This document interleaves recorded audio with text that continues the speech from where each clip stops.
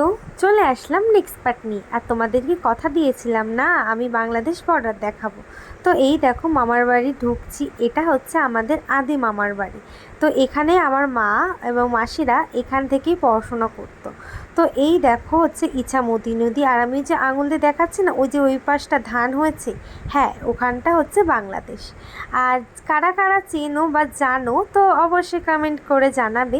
তো তারপর আমরা যাচ্ছিলাম, যেহেতু একটা পুরো বর্ডার এলাকায় পড়ে গেছে, তো এটা আমাদের লাস্ট হয়তো যাওয়া, তো তার জন্য আমি ঘুরে এসেছিলাম। তো আমি অনেক ছোটোবেলায় গেছিলাম, তো আমার যাওয়া হয়নি। তো আমরা গেলাম, আর ওখানে না খুব জঙ্গল হয়ে গেছিলো। তো তা বাদেও তোমাদেরকে পরের পার্টে আমি মামার বাড়িটা ঘুরে দেখাবো। তোমাদের জন্য তো একটু কষ্ট করতেই পারি, তাই না? তো চলো দেখো আমরা কোথায় কোথায় গেলাম, আর ব্লগগুলো কেমন লাগছে তোমরা প্লিজ একটু কমেন্ট করে জানিও। আর ওই দেখো ওই যে মাথা দেখা যাচ্ছে না, ওখানে আমার মামাসিরা থাকতো। তো ব্লগটা কেমন লাগলো অবশ্যই কমেন্ট করে জানিও। টাটা।